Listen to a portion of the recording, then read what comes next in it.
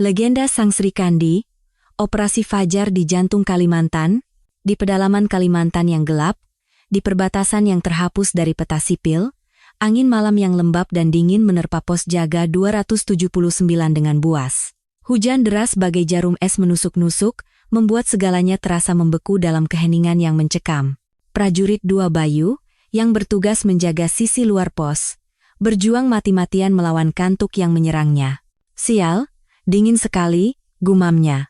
Jari-jarinya yang mencengkeram senapan serbu SS-2 sudah lama mati rasa. Aturan untuk terus waspada ke arah depan seolah terlupakan. Ia menundukkan kepala dalam-dalam di antara lututnya, berusaha menghindari embusan angin yang menusuk tulang. Seragam lorengnya yang usang terasa tipis seperti kertas, dan pasokan solar untuk generator pemanas telah terhenti selama berhari-hari, membuat tubuhnya yang menggigil telah melewati ambang batas penderitaan. Hei, Bayu. Santai saja. Siapa juga yang mau patroli di cuaca begini? Sersan 1 Budi, seniornya, terkekeh sinis sambil berjongkok di sudut dan menyulut sebatang rokok kretek. Komandan batalion paling sedang enak-enakan makan pisang goreng di bunker hangatnya. Merokok di garis depan adalah pelanggaran berat yang bisa berujung pada hukuman disipliner, tetapi di pos terpencil yang terasa seperti tempat buangan ini, hukum militer terasa lebih tak berharga daripada daun-daun busuk yang basah. Ces! Api dari korek gas merobek kegelapan pekat itu sesaat. Tiba-tiba, bersamaan dengan suara desiran tajam, sebuah bayangan hitam melesat keluar dari balik tirai hujan, secepat macan dahan yang menyergap mangsanya. Arge! Erangan kesakitan keluar dari mulut Sersan Budi yang masih mengapit rokok. Seseorang telah mencengkeram dan memuntir pergelangan tangannya dengan kasar, lalu dalam sekejap mata, menjegalnya hingga tersungkur ke lantai tanah yang becek dan dingin. Siapa kau? Prajurit Bayu terperanjat kaget dan mencoba mengarahkan senapannya.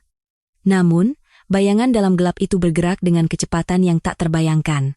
Bayangan itu dengan mudah menepis laras senapan Bayu, lalu dengan tangan lainnya mencengkeram kerah bajunya dan mendorongnya keras ke dinding papan. Brak! Punggung Bayu menghantam dinding dengan keras, membuat napasnya sesak. Tepat di depan wajahnya, sepasang mata berkilat tajam dan dingin. Di atas masker hitam yang menutupi separuh wajahnya, tatapan itu menembusnya, buas seperti predator yang lapar. Gagal menjaga keamanan. Jika aku musuh, kalian berdua sudah jadi mayat. Suara seorang wanita, serak dan rendah, menusuk telinganya. Bayangan itu perlahan menurunkan maskernya. Di antara embusan napas yang beruap, muncul wajah seorang wanita yang luar biasa cantik. Namun, bukan kecantikannya yang membuat jantung Bayu serasa mau copot, melainkan tanda pangkat yang berkilauan di pundaknya. 2 bintang emas, berkilau dingin di bawah cahaya remang-remang. Mayor Jenderal, Panglima Divisi. Legenda yang selama ini hanya beredar dari mulut ke mulut Panglima Divisi Infanteri 5 Garuda Perkasa yang baru, Mayor Jenderal Rania Suryakancana kini berdiri tepat di hadapannya. Tanpa ajudan, tanpa kendaraan dinas, ia seorang diri menyusup menembus pekatnya malam di perbatasan, bergerak seperti hantu. Rania menginjak puntung rokok yang jatuh ke tanah dengan sepatu larsnya. Merokok saat bertugas, kewaspadaan nol. Sungguh pemandangan yang menyedihkan. Ia bahkan tidak melirik Sersan Budi yang masih terkapar. Matanya yang tajam menatap lurus ke arah barak tempat para prajurit seharusnya beristirahat. Buka pintunya. Si siap. Tetapi, komandan pos sedang. 1, 2. Terintimidasi oleh karisma dingin Rania, Bayu tergopoh-gopoh membuka pintu besi barak. Rania melangkah masuk tanpa ragu. Melewati koridor gelap, ia tiba di depan ruang situasi. Dari dalam terdengar suara gaduh yang sulit dipercaya berasal dari sebuah pos militer. Woi, Indominya tambah lagi. Air panasnya mana? Lama sekali. Pak Letnan? Ronde ini saya yang menang. Ayo bayar taruhannya. Para perwira dan prajurit, alih-alih memantau situasi, justru asyik berjudi kartu remi dengan ditemani mie instan. Monitor pengawas perbatasan sudah lama mati, dan radio komunikasi urat nadi mereka teronggok berdebu di sudut ruangan. Brak! Rania menendang pintu hingga terbuka. Suaranya menggelegar membelah ruangan, semuanya berhenti bergerak. Tangan Letnan, 1 Hartono, komandan pos, membeku di udara saat memegang kartu. Seorang prajurit yang sedang menyeruput mie menjatuhkan sendoknya dengan tatapan kosong. Hanya butuh 3 detik bagi mereka untuk menyadari kehadiran sosok yang luar biasa mengintimidasi di ambang pintu. Panglima Divisi. Luar biasa. Ini markas militer atau warung judi preman pasar? Rania tersenyum dingin sambil berjalan dan menendang meja hingga terbalik. Brak kakak. Kuah mie instan yang kemerahan dan kartu-kartu remi berhamburan ke segala arah. Hartono, dengan wajah pucat pasi, tergagap. Pak Panglima, ini, kami hanya sekadar melepas penat di waktu istirahat. Istirahat? Dengus Rania. Menutup mata dan telinga sambil berjudi itu namanya istirahat?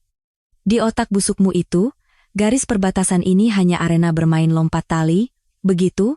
Rania mencengkeram kerah baju Hartono dan membantingnya ke dinding. Sekarang juga, semuanya berkumpul di lapangan. Waktu 1 menit, terlambat 1 detik saja. Akan kupatahkan kaki kalian semua. Suara alarm darurat yang memekakan telinga membangunkan para prajurit yang sedang tidur. Dengan hanya mengenakan celana kolor, mereka berlari tunggang langgang keluar. Di lapangan yang diguyur hujan deras, sekitar 30 personel pos berdiri menggigil ketakutan. Rania berdiri angkuh di hadapan mereka. Sret! Ia melepaskan jaket tempurnya, hanya menyisakan kaos oblong tipis.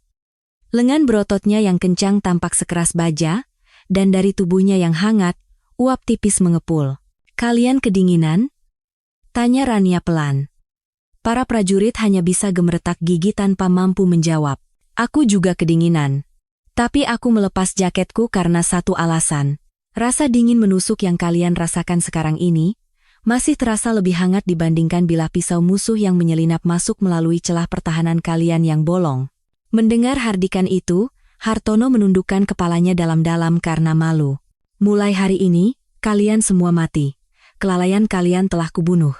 Tapi besok, kalian akan terlahir kembali. Karena aku sendiri yang akan melatih kalian sampai menjadi prajurit sejati. Rania mendekati prajurit Bayu yang gemetar hebat dan menyampirkan jaket tempurnya yang masih hangat ke pundak prajurit itu. Kenapa peralatan monitor di ruang situasi mati? Rurusak, Bu.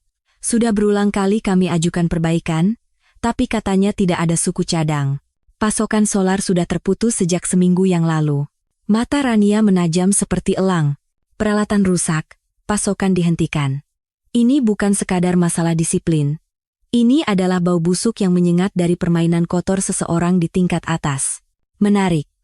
Berani sekali tikus-tikus itu mengotori piring makanku. Akan kubuat mereka membayar mahal. Di tengah kegelapan malam, mata dingin Rania menatap tajam ke arah markas divisi, seolah hendak menelannya bulat-bulat. Ketegangan yang mencekam terasa di udara, perburuan Rania yang sunyi dan berbahaya baru saja dimulai. Keesokan paginya, Wakil Panglima Divisi 5, Brigadir Jenderal Bima Prakoso, mengernyitkan dahi saat telepon di ruang kerjanya berdering. Firasat buruk merayap di punggungnya. Apa? Panglima baru menginspeksi pos perbatasan seperti hantu? Bima menggeram pelan. Di seberang telepon, suara kepala intelijen gemetar ketakutan. Benar, Jenderal. Beliau menyusup tanpa jejak. Komandan pos langsung dicopot. Komandan batalion juga kena imbasnya. Dan yang lebih gawat, Panglima membawa serta buku catatan logistik, barang berbahaya itu, Jenderal. Seketika, wajah Bima pucat pasi. Buku catatan logistik. Itu bukan sekadar buku biasa. Itu adalah kotak Pandora yang berisi jejak penggelapan solar dan uang haram yang ia kumpulkan dengan memeras darah para prajuritnya selama musim hujan lalu. Sialan? Baru datang sudah menusuk jantungku. Katanya lulusan Kopassus, ternyata kemampuannya mengendus leher mangsa memang hebat. Bima membanting gagang telepon dengan marah. Selama 6 bulan terakhir saat posisi Panglima Divisi kosong, Divisi 5 adalah kerajaan korup miliknya. Perutnya yang buncit terisi dari uang haram dan jatah makan prajurit.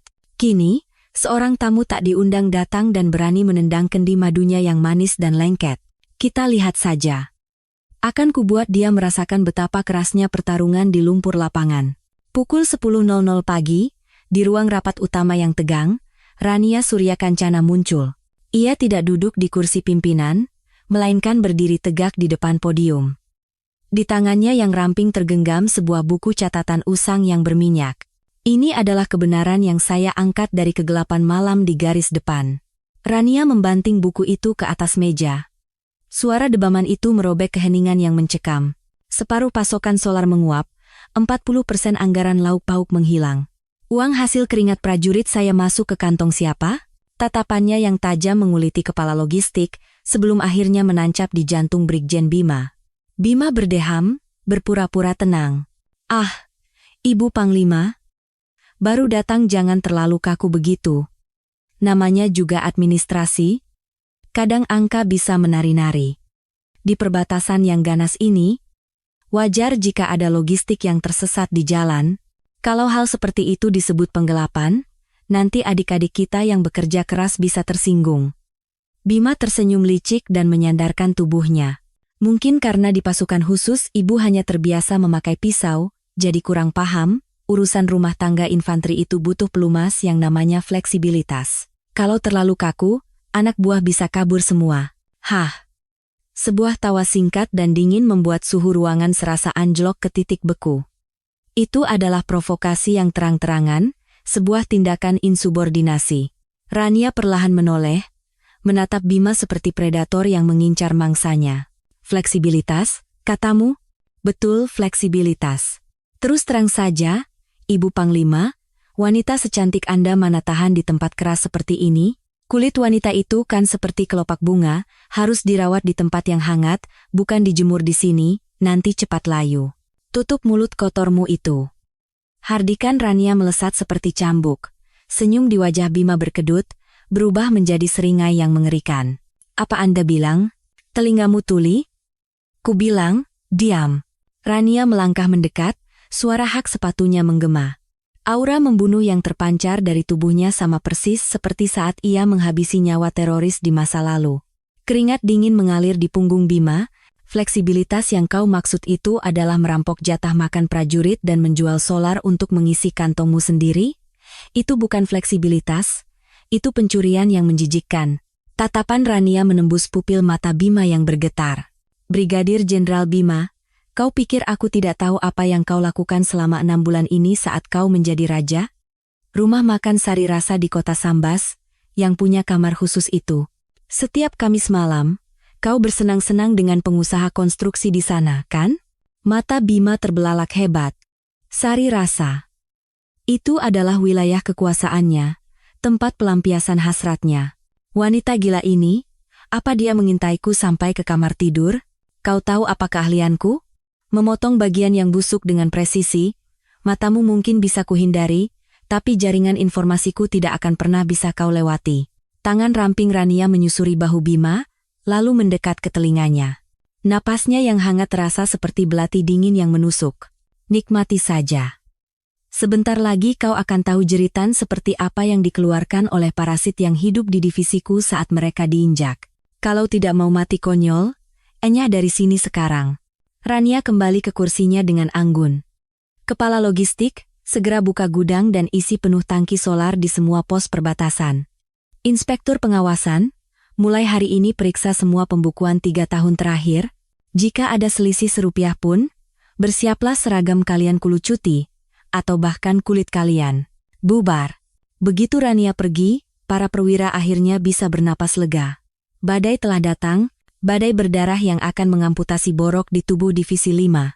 Bima mencengkeram gelas air dengan tangan gemetar. Wajahnya memerah karena malu dan marah. Perempuan sialan. Beraninya dia mengancamku di wilayahku sendiri. Ia menggeretakkan giginya. Lihat saja. Akan kubuat kau merangkak di kakiku sambil menangis darah. Silakan periksa. Tapi pergelangan tanganmu yang akan putus lebih dulu. Mata Bima berkilat licik.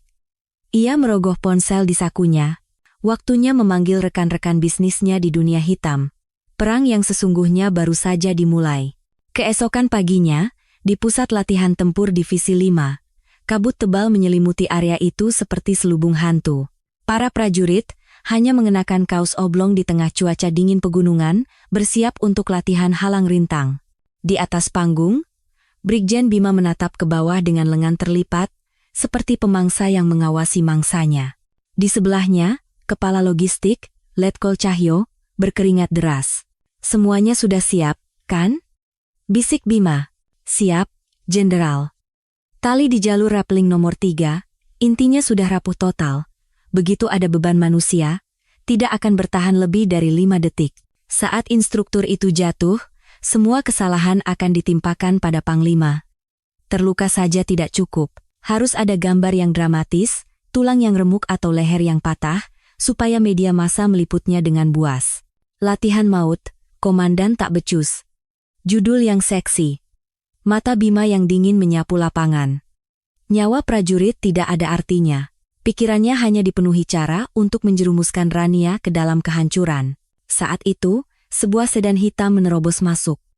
Pintu terbuka, dan Mayor Jenderal Rania Suryakancana muncul dengan auranya yang kuat. Mengenakan seragam tempur yang pas di badan, ia tampak jauh lebih berbahaya.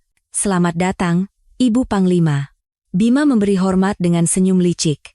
Rania mengabaikannya seolah ia tak terlihat, dan berjalan lurus ke arah para prajurit. Semua sudah siap. Semangat para prajurit sangat membara.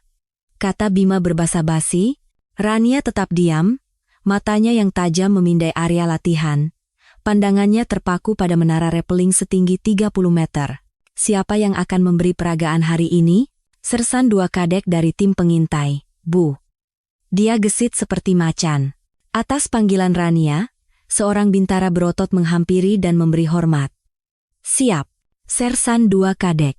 Sudah kau periksa tali yang akan menopang hidupmu hari ini? Siap. Sudah. Kata kepala gudang, sudah diganti dengan tali baru yang paling modern. Mendengar itu, mata Rania menyipit. Semasa di Kopassus, ia sudah sangat akrab dengan tali. Dari tekstur, bau, bahkan suaranya saat diembus angin, instingnya bisa mendeteksi bahaya. Rania perlahan memegang tali yang menjuntai di bawah menara. Dari luar tampak mulus, tapi saat ia memuntirnya dengan kekuatan, sensasi di ujung jarinya terasa aneh.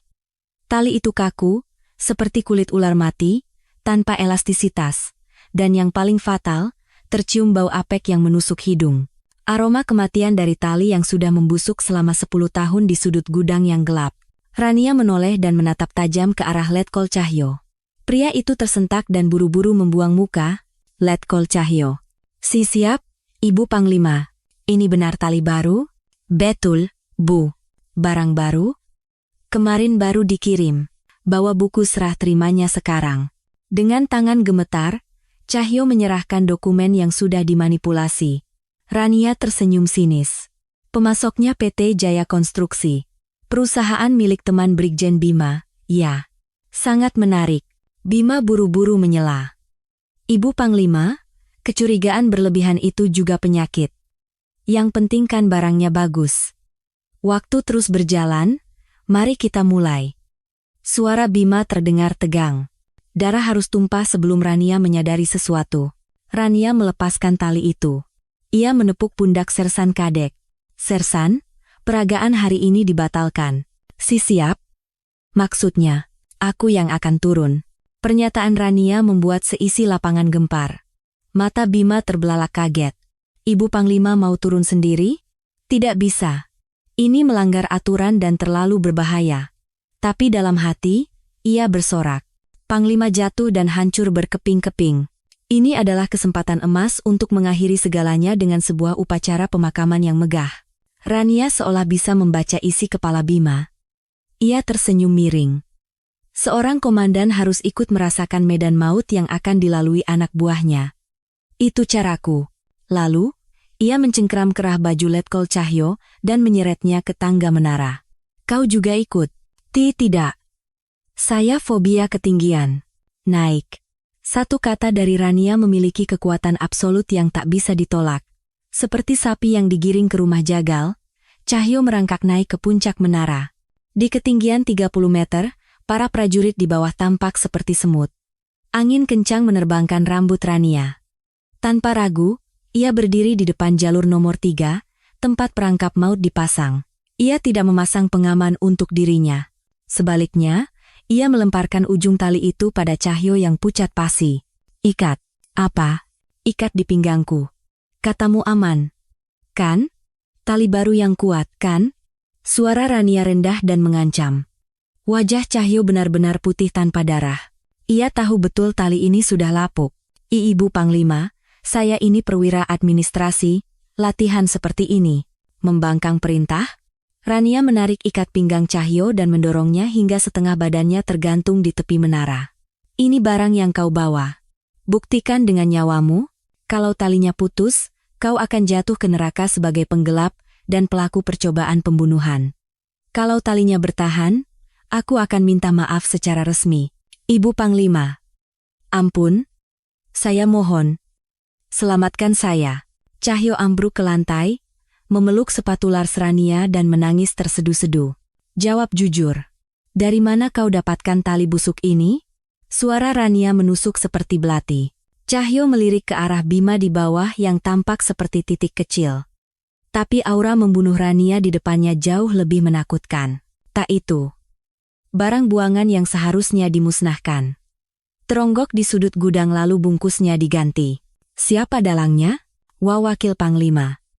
Beliau menyuruh saya untuk menciptakan kecelakaan. Untuk menyingkirkan Ibu Panglima. Sebuah kamera kecil yang terpasang tersembunyi di seragam Rania merekam pengakuan itu. Rania mendorong Cahyo minggir dan berdiri di tepi menara. Tangannya meraih sebuah pisau taktis dari pahanya. Begitu bilah tajam itu menyentuh tali, lapisan luarnya langsung sobek, memperlihatkan inti yang telah membusuk dan berbau busuk. Para prajurit di bawah menahan napas. Lihat itu, talinya benar-benar lapuk. Gila. Mereka menyuruh kita mempertaruhkan nyawa dengan tali seperti itu? Rania melemparkan potongan tali busuk itu ke bawah. Benda itu jatuh tepat di depan kaki Bima. Bima, teriak Rania. Itu bukti kotor hasil perbuatanmu. Kau pikir bisa membunuhku dengan sampah seperti ini? Bima menggigit bibirnya. Rencana ini gagal total. Mata para prajurit kini menatapnya dengan penuh amarah. Tanpa alat pengaman, Rania memeluk tiang menara dan meluncur turun dalam sekejap. Itu adalah gerakan yang indah namun berbahaya, membangkitkan kembali instingnya dari masa Kopassus. Duj. Ia mendarat dengan selamat. Tanpa sempat menyeka keringat, ia berjalan menghampiri Bima. Ini bukan lagi korupsi, tapi percobaan pembunuhan. Kau akan merasakan akibatnya di pengadilan militer. Bima mencoba tertawa sambil mundur. Ada bukti? Si Cahyo itu pasti hanya cari kambing hitam. Begitu? Kalau begitu, akan kupotong dulu sumber uang kotormu itu. Rania masuk ke kendaraannya. Polisi militer, tahan Letkol Cahyo. Kepala intelijen, kita serbu target sekarang. Target Rania jelas. Rumah makan Sari Rasa. Brankas rahasia dan sarang kemaksiatan Bima. Perburuan serigala lapar telah dimulai. Malam itu pukul 10, di pinggiran kota Sambas yang gelap, rumah makan Sari Rasa tampak sepi. Dari luar terlihat seperti warung biasa, tetapi ruang bawah tanahnya adalah markas rahasia tempat Bima dan para kroninya mencuci uang hasil selundupan barang-barang militer. 2 mobil van berhenti di gang belakang. Pintu terbuka, dan puluhan pria tegap keluar. Mereka adalah tim elit polisi militer. PM. Di barisan depan, dengan jaket kulit hitam yang membalut tubuhnya, berdiri Rania Suryakancana. Operasi, sapu bersih, perintah Rania. Targetnya ruang rahasia di bawah tanah. Siapapun yang melawan, lumpuhkan. Buku besar itu harus kita dapatkan, apapun risikonya. Siap. Pintu belakang yang terkunci bukan masalah. Sebuah tendangan memutar dari Rania membuat engselnya lepas. Di dalam, beberapa preman yang disewa oleh rekan bisnis Bima, Pak Tono, keluar dengan golok terhunus. Siapa kalian? Jam tutup. Rania memuntir tangan seorang preman, membuat goloknya jatuh, lalu menghantam ulu hatinya dengan siku. Pria itu roboh, dan tim PM dengan cepat melumpuhkan sisanya, ke bawah tanah. Rania membuka pintu ruang pendingin. Di baliknya, tersembunyi sebuah pintu besi rahasia. Seorang penjaga berbadan besar menghalangi jalan dengan pipa besi. Beraninya kau masuk ke sini, perempuan sundal. Pipa besi itu diayunkan dengan kuat. Rania tidak mundur. Ia menangkisnya dengan lengan kiri, sementara tangan kanannya menghantam rahang penjaga itu. Pria besar itu terlempar ke belakang. Buka pintunya. Begitu pintu terbuka, asap rokok dan bau minuman keras menyengat hidung. Di dalam, Pak Tono dan para pejabat korup lainnya sedang asyik berjudi. Di atas meja, tumpukan uang tunai dan logistik berlogo TNI bertumpuk. Sepertinya pestanya seru sekali. Suara dingin Rania membekukan suasana. Siapa kau? Tanya Pak Tono kaget. Saya Panglima Divisi 5, Rania Suryakancana. Datang untuk mengambil kembali barang-barang saya. Tatapannya tertuju pada tumpukan kaleng ransum militer. Ini seharusnya menjadi darah dan daging prajurit saya. Kenapa malah jadi pakan babi-babi ini? Atas isyarat Tono, para bandit yang bersembunyi di sudut ruangan serentak mengeluarkan senjata mereka. Ruang bawah tanah itu seketika menjadi arena pertempuran. Rania melompat ke tengah-tengah mereka tanpa senjata. Gerakannya seperti tarian yang mematikan. Ia menghindari ayunan tongkat baseball, lalu menghantam perut penyerangnya. Ia melompat ke punggung pria itu dan menggunakan lututnya untuk menghancurkan wajah pria di belakangnya. Itu adalah seni bela diri mematikan, Krav Maga, yang ia kuasai di Kopassus. Hanya dalam 10 menit, para bandit itu terkapar di lantai. Rania mendekati Pak Tono yang gemetar ketakutan. Sekarang, mari kita bicara. Sebotol whisky yang ia lemparkan pecah di dinding. Serpihannya menyerempet pipi Tono. Ampun. Saya akan lakukan apa saja. Buku besarnya. Buku besar berisi rahasia kotor Bima. Tangan Tono yang gemetar menunjuk ke sebuah brankas. Kodenya 7,7,7. Di dalam brankas itu, tersimpan bukti-bukti yang akan menghancurkan Bima. Ponsel Rania bergetar. Mangsanya, Bima Prakoso, menelepon. Rania, apa yang kau lakukan? Rania mengelus buku besar itu sambil tertawa kecil. Sedang bersih-bersih. Membersihkan jejak kotormu. Tolong. Hentikan. Uangnya akan kuberikan semua. Berapapun yang kau mau. Kau pikir bisa membeliku dengan uang? Yang kuinginkan hanyalah kehancuranmu. Rania menarik Tono berdiri. Besok pagi jam 9, di hadapan seluruh prajurit, kau akan mengakui semua dosamu. Mematikan telepon di tengah jeritan Bima, Rania memberi isyarat kepada Komandan PM. Bawa semuanya. Buku ini kirim ke auditor militer. Saat keluar dari ruang bawah tanah, angin malam yang dingin meniup rambut Rania yang basah. Malam yang panjang dan melelahkan telah berakhir. Operasi amputasi yang menyakitkan namun perlu, telah selesai dengan sempurna. Keesokan paginya, suasana di lapangan upacara Divisi 5 terasa sangat tegang. Di tengah podium, Mayor Jenderal Rania Suryakancana berdiri dengan angkuh. Di sebelahnya, Brigjen Bima Prakoso gemetar seperti hewan kurban. Bima, panggil Rania pelan. Kau pikir kau raja di sini? Bermimpi itu boleh. Tapi kau harus siap membayar harganya. Kau bukan raja, kau hanya parasit penghisap darah prajurit. Rania meraih mikrofon. Seluruh prajurit, perhatikan. Suaranya yang karismatik menggema. Hari ini saya berdiri di sini sebagai seorang pendosa. Berdosa karena telah membiarkan kalian kelaparan dan kedinginan. Dan sekarang, saya akan seret pelaku utamanya ke atas panggung ini.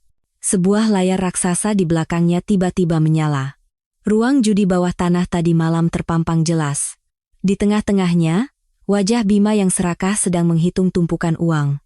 5.000 prajurit menahan napas serempak. Bajingan, dia menjual jatah makan kita. Amarah para prajurit meledak seperti gelombang pasang. Tidak. Itu palsu. Itu rekayasa. Bima yang kehilangan akal sehatnya berlari menerjang Rania. Rania dengan ringan mengelak dan menjegal kakinya. Bima tersungkur dengan memalukan. Lalu, Rania melancarkan serangan terakhir.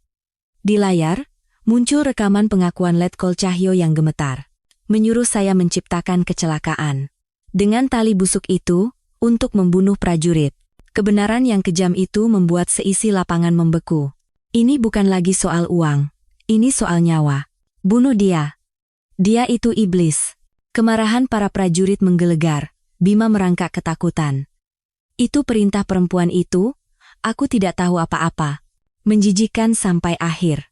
Rania menginjak dada Bima dengan sepatu larsnya. Uang dan kekuasaan yang kau puja itu, apa mereka bisa menyelamatkanmu sekarang? Sebuah borgol ia lemparkan ke depan Bima. Pakai sendiri. Ini belas kasihan terakhirku sebagai seorang jenderal. Tapi mata Bima berkilat gila. Ia mengeluarkan pisau lipat dari sakunya dan mengayunkannya ke arah paha Rania. "Mati kau, perempuan sialan." "Ibu Panglima." Sebelum bilah pisau itu menancap, sepatu Lars Rania menghantam pergelangan tangan Bima dengan keras. Terdengar suara tulang retak. Rania mencengkeram kerah Bima, mengangkatnya, lalu membantingnya ke lantai podium dengan teknik bantingan judo yang sempurna. Bima langsung pingsan. "Serahkan pada polisi militer." Dakwaan, penggelapan, percobaan penyerangan, dan perencanaan pembunuhan. Saat Bima diseret pergi, caci maki para prajurit mengiringinya. Rania merapikan seragamnya dan kembali ke mikrofon. "Mulai hari ini, daging busuk divisi 5 telah dipotong. Tapi lukanya akan membekas dalam. Sampai luka ini sembuh dan daging baru tumbuh, aku akan terus menempa kalian tanpa ampun." "Ada yang keberatan?" "Tidak ada." "Kurang keras." "Ada yang keberatan?" "Tidak ada." "Garuda." Teriakan lantang para prajurit menggetarkan langit Kalimantan. Untuk pertama kalinya, senyum tipis tersungging di bibir Rania. Tapi ia tahu, menyingkirkan satu lintah tidak akan membuat air keruh menjadi jernih. Seminggu setelah penangkapan Bima, Divisi 5 terasa tenang. Namun di bawah permukaan, konspirasi busuk lainnya mulai menyebar. Di sebuah sauna, 5 perwira tinggi, orang-orang kepercayaan Bima, berkumpul. "Kalau begini terus, kita semua bisa habis," geram Kolonel Ardi, komandan resimen. Si perempuan itu sedang mengobrak-abrik pembukuan. Begitu Bima buka mulut, kita semua akan terseret. "Lalu bagaimana?" "Auranya sedang kuat-kuatnya sekarang." Mata Kolonel Ardi berkilat licik. "Kita harus singkirkan Panglima. Buat dia malu sampai harus meletakkan jabatan.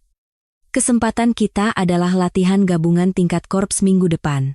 Jika divisi kita tampil memalukan di depan Panglima Korps misalnya, tank-tank utama mogok atau jaringan komunikasi lumpuh habislah dia." Komandan Batalion Zeni di sebelahnya menelan ludah. "Merusak mesin tank dengan air gula itu mudah. Dan saya, sebagai komandan komunikasi, bisa sedikit mengubah kunci enkripsi untuk membuat seluruh divisi buta dan tuli." "Bagus," kata Ardi. "Tujuannya adalah membuat Rania tampak sebagai komandan yang tidak kompeten. Hancurkan reputasinya, maka Panglima Korps akan murka dan memecatnya. Setelah itu, dunia kembali menjadi milik kita." Pada hari H latihan, situasi menjadi kacau balau. Di sini batalion kavaleri. Semua tank tidak bisa menyala. Di sini kompi komunikasi. Hubungan dengan markas terputus. Ada yang mengacak frekuensi. Ruang kendali menjadi neraka. Di kursi pengamat, Panglima Korps mengerutkan kening. "Mayor Jenderal Rania, apa-apaan ini? Waktu serangan sudah lewat 10 menit. Maaf, Jenderal. Sedang kami selidiki." Rania menggigit bibirnya hingga nyaris berdarah. Ini jelas sabotase. Sisa-sisa pengikut Bima.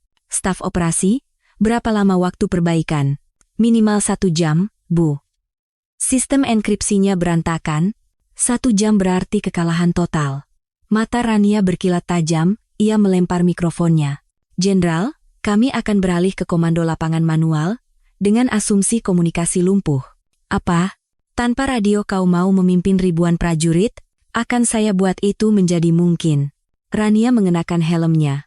"Saya akan turun langsung. Siapkan motor trail." Ia melesat keluar seperti badai.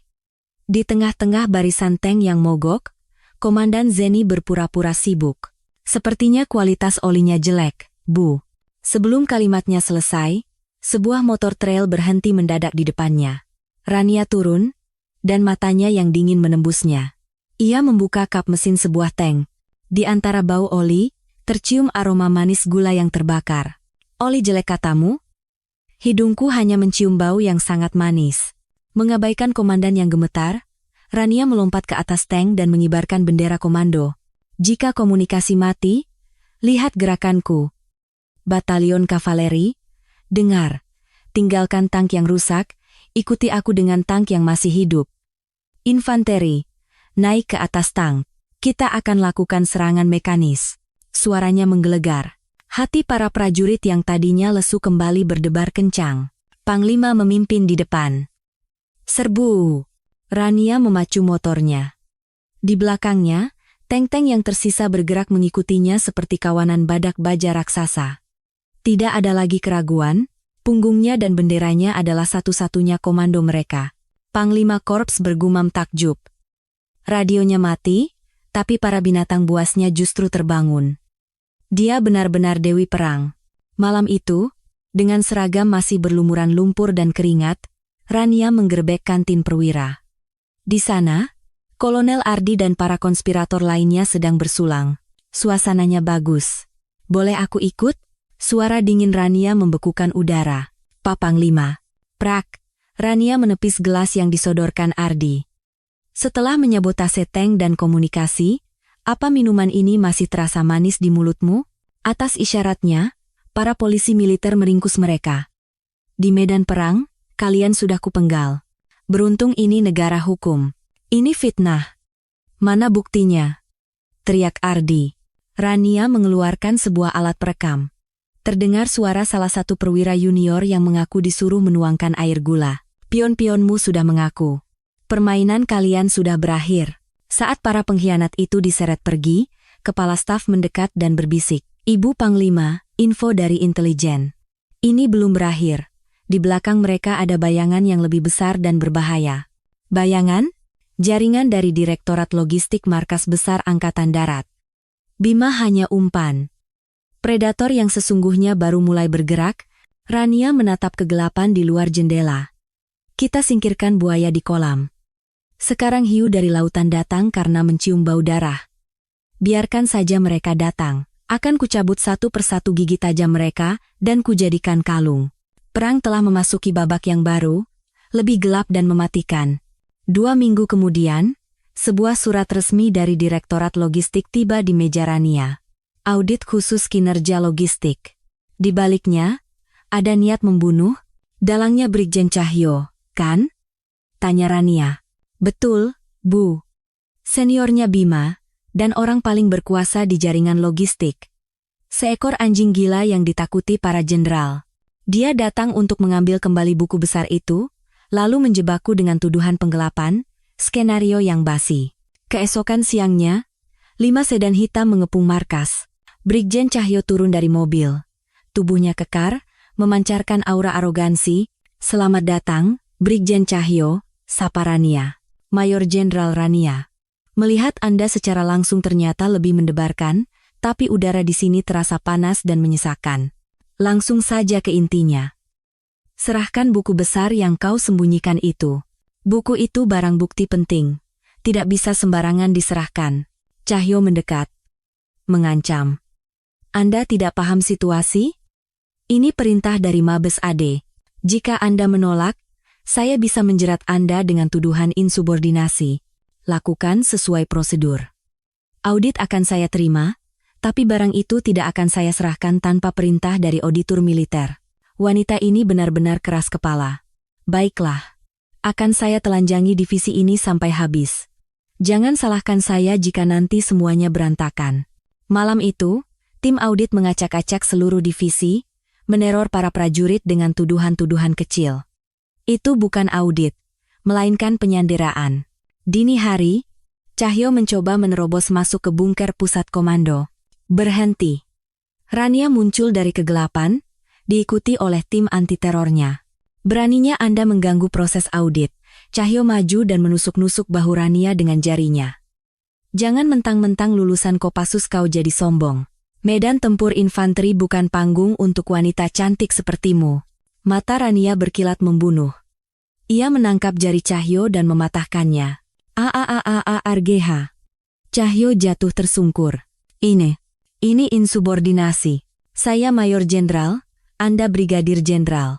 Anda yang telah menghina atasan di depan anak buahnya, itu pelanggaran hukum pidana militer. Rania menekan jari yang patah itu lebih keras. Jangan pernah kurang ajar lagi di markasku. Kau. Lihat saja nanti. Cahyo lari keluar sambil menahan sakit. Dia pasti akan mengadu, kata Rania pada kepala stafnya. Sadap semua komunikasinya. Kita harus seret keluar kepala ular yang bersembunyi di belakangnya. Di dalam mobilnya, Cahyo menelepon seseorang. Panglima, saya di sini. Rania, perempuan gila itu, melawan secara fisik.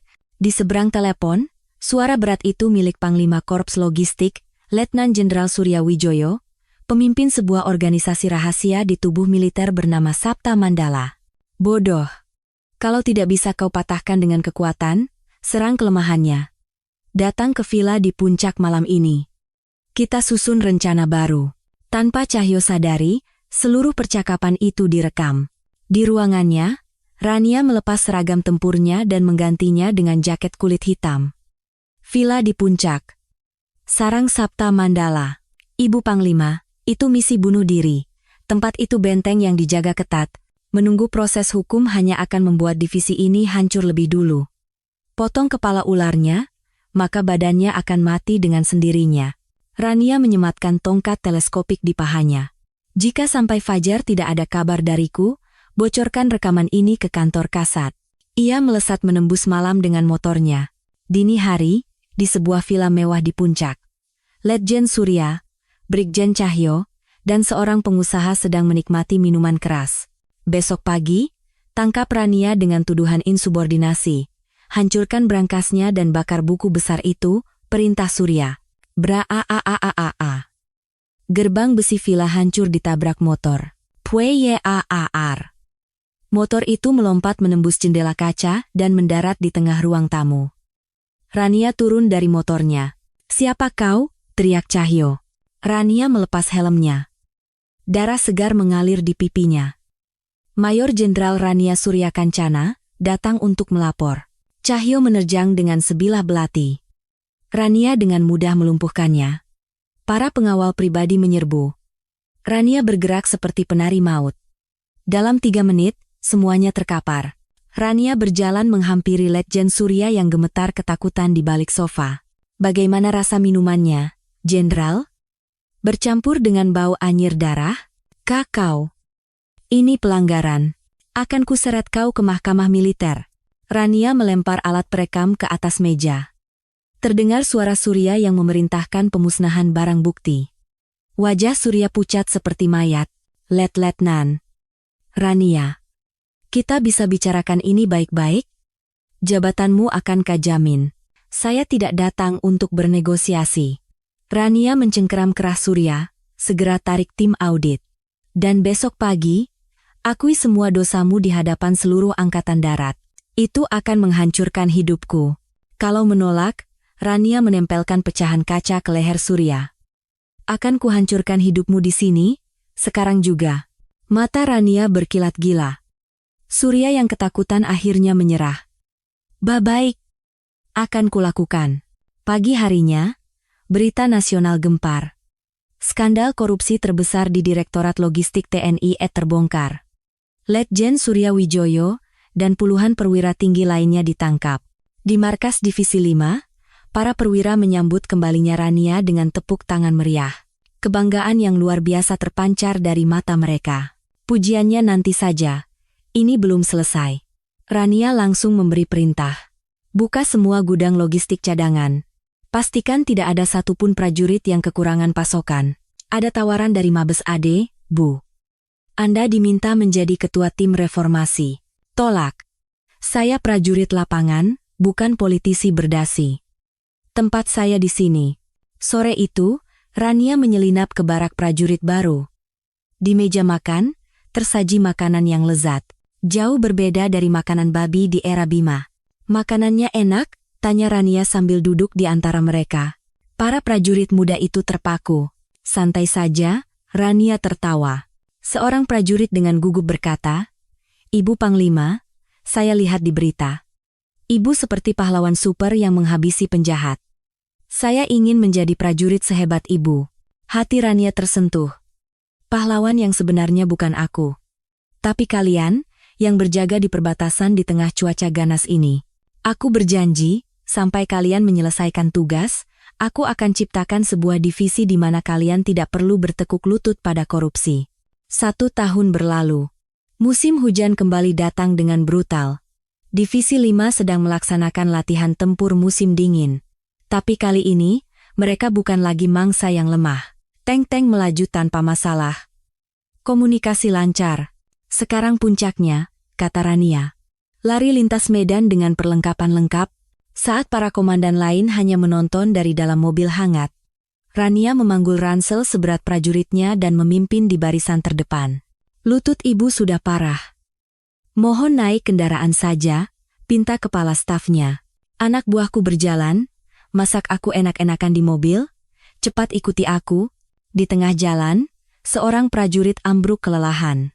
Itu adalah Sersan Bayu, prajurit yang dulu ia tegur di pos jaga. Rania berlutut di sebelahnya, memberinya sebatang koklat. Ingat malam itu, 1 tahun yang lalu? Kau gemetar seperti anak ayam kedinginan. Tapi lihat dirimu sekarang. Kau telah sampai sejauh ini. Insting liarmu telah bangkit. Rania menggenggam tangan Bayu. Jangan percaya padaku. Percayalah pada rekan di sebelahmu, dan pada tubuh bajamu sendiri. Mata Bayu memerah. Ia bangkit dan kembali berjalan. Fajar menyingsing saat mereka kembali ke markas. Tidak ada satupun yang tertinggal. Sebuah akhir yang sempurna. Rania berdiri di atas podium. 1 tahun terakhir, aku telah mendorong kalian sampai ke batas kemampuan. Aku tahu kalian membenciku, tapi energi buas yang kalian pancarkan hari ini lebih dahsyat dari pejantan manapun yang pernah kulihat. Kini, kalian adalah prajurit sejati yang tidak akan tunduk pada tekanan apapun. Ia memberi hormat. Bagiku, Mayor Jenderal Rania Suryakancana, memiliki pedang setajam kalian adalah puncak dari hidupku. Terima kasih. Garuda, Garuda, Garuda, Garuda, teriakan ribuan prajurit menggetarkan bumi. Itu bukan sekadar slogan, melainkan sumpah setia. Musim panas tiba. Upacara serah terima jabatan Rania akan segera dilaksanakan. Ia akan dipromosikan ke jabatan yang lebih tinggi di Markas Komando Cadangan Strategis Angkatan Darat Kostrad. Aku, hari ini, meletakkan jabatanku sebagai Panglima Divisi 5. Terima kasih telah mempercayaiku dan melewati garis olim bersamaku. Kalian adalah prajurit terbaik dalam hidupku. Ingat, jangan pernah bertekuk lutut di hadapan ketidakadilan. Saat ia turun dari podium, Sersan Bayu berlari membawakan karangan bunga. Ibu Panglima, jangan pergi, tetaplah bersama kami.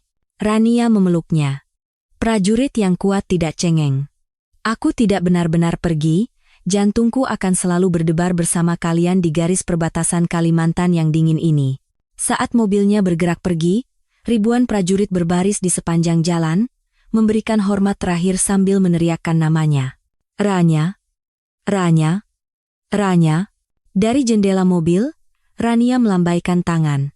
Air mata akhirnya menetes di pipinya yang sekeras baja. Mobil itu menghilang, tetapi legenda yang ia tinggalkan baru saja dimulai. Sang Sri Kandi yang mengamputasi borok di tubuh Angkatan Darat dan mencuri hati para prajuritnya. Legenda hidup dari Korps Baret Merah. Kisahnya akan terus menyala, menjadi api abadi di dalam dada setiap prajurit Divisi Garuda Perkasa.